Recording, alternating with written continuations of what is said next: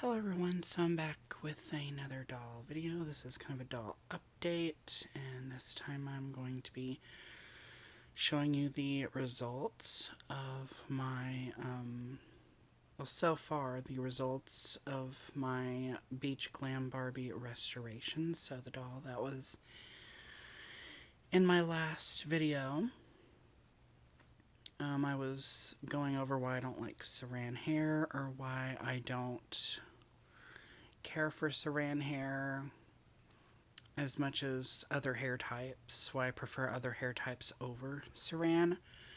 So, it was on a Beach Glam Barbie, and as you can see, I have some here. So this is some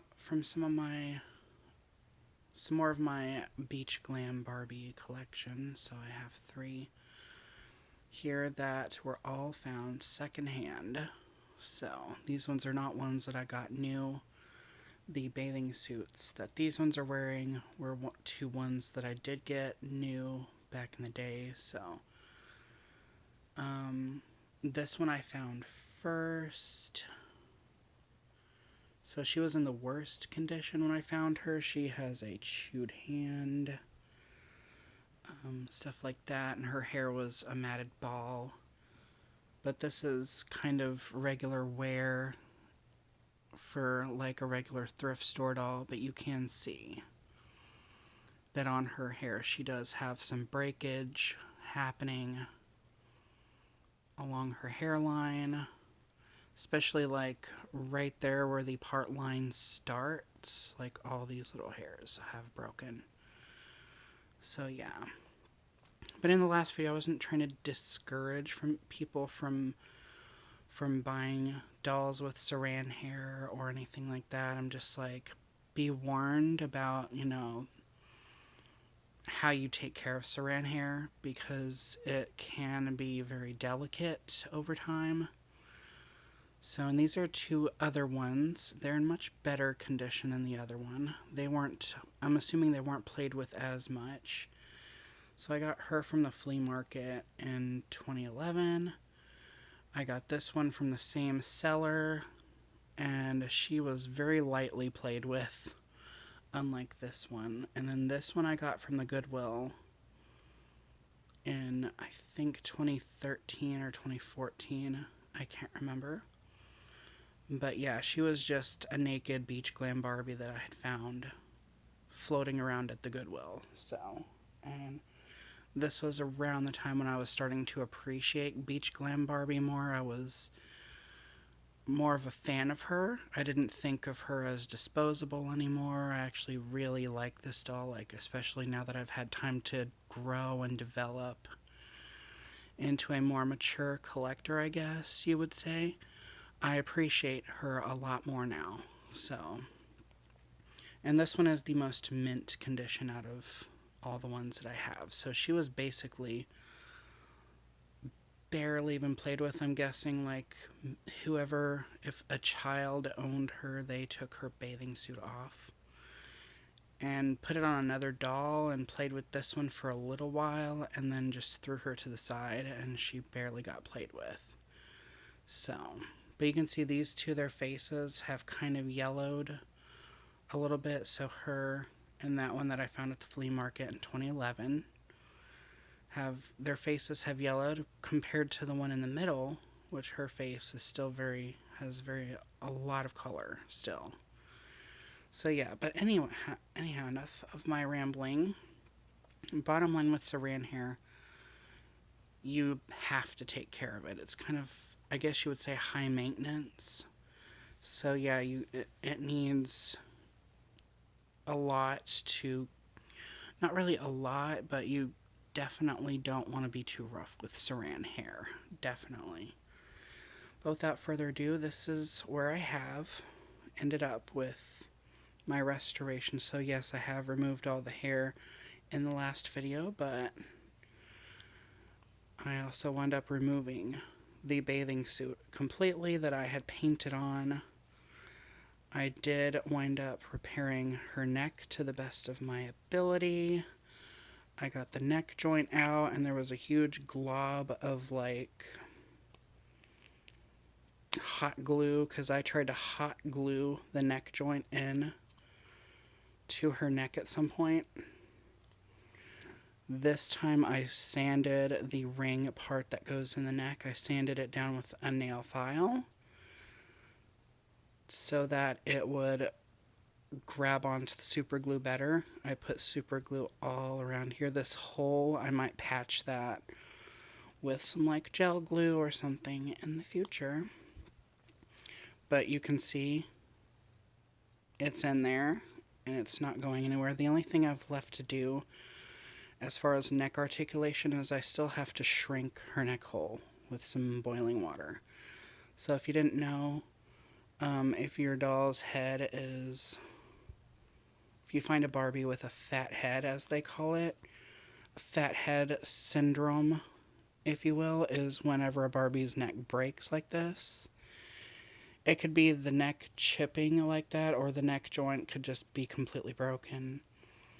But fat head syndrome is whenever a Barbie's neck breaks, basically, and then you find them secondhand where they're like this.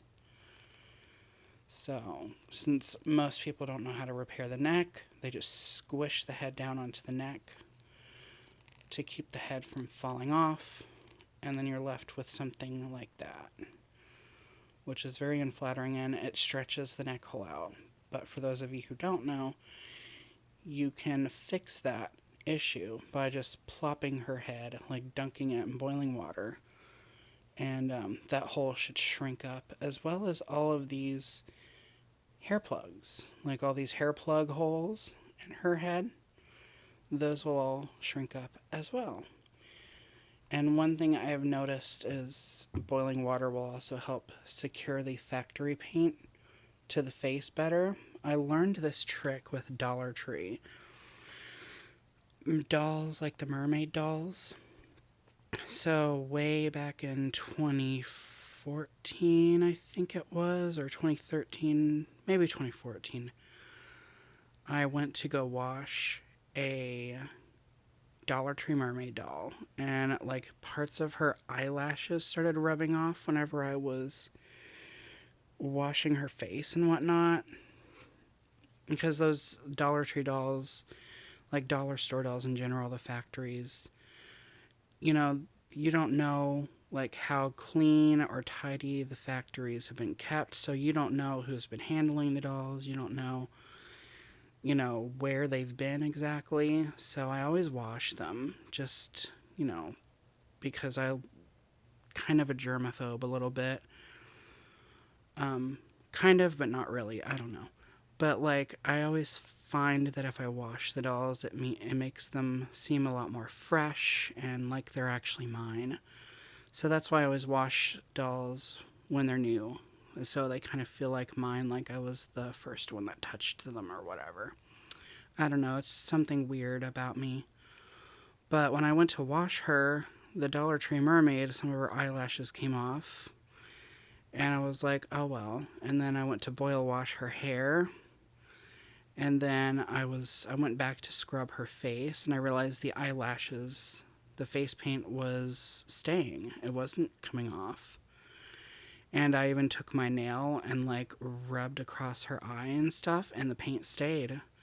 So from then on, I've been putting the face in boiling water. My guess is the key behind the doll's face paint to make it stay to her face is when they apply the face paint, it needs a substantial amount of heat to fuse the paint to the doll head. And I'm guessing the reason a lot of dolls have like flaky face paint and stuff like that is because they're not using enough heat when applying the paint to the face. So I guess that's why the paint stays after a boil wash or something like that. So yeah, that's a little trick if y'all have dolls that have like maybe the face paint is coming off a little bit. So you can secure the face paint and shrink the neck hole up in one go. So, and you can shrink all these holes up at the same time. So mainly, the main reason I would want to shrink the holes up in her head is some of them might be really big. Also, when you're rooting the hair in, when the smaller the hole is, the better it's going to grab onto the hair. So, I mean, I do the knot technique, so I don't have to worry about plugs falling out. So, but I feel like it gets a better grasp on the hair when the plug holes are shrunk compared to what they are now. So yeah, this is basically a rundown of where I'm at with the restoration. There's still a few. I did use acetone, and that right there, those are not cotton balls. Those are paper towel pieces, but that is basically all it took. It looks like a bloody mess, though. Jeez. But yeah, I used like 100 different nail polish colors on her. So yeah, it was pretty bad. So yeah, that's that mess. So I will be picking that up, but I did successfully get all the or most of the paint. You can still see there's some shimmer, which I'm going to leave that. I kind of like the shimmer on her body. So yeah, but I might go back in and clean all these red marks up. But I had like maroon paint and then this snowy, shimmery, it's not paint, it's nail polish. I keep calling it paint, but I used nail polish. I used like a scarlet colored shimmery nail polish and glitter nail polish, and there was just layers upon layers upon layers of gloopy nail polish, and it took a while to get all that gunk off. And yeah, her body looks like the texture of her body looks a little bit funny now, but I think it's a vast improvement over having that ugly paint job that I had done years ago when I had first started out customizing dolls. Or like, yeah, sorry the flash just went off. My battery is getting low. Story of my life. Technical difficulties with my phone. My phone fails to maintain consciousness for at least like an hour or so. So yeah, like within like an hour or so, my phone will hit 15% battery life. So I'm gonna stop rambling and cut this video off before my phone dies. But yeah, just basic rundown of where I am with this project. So next, she needs her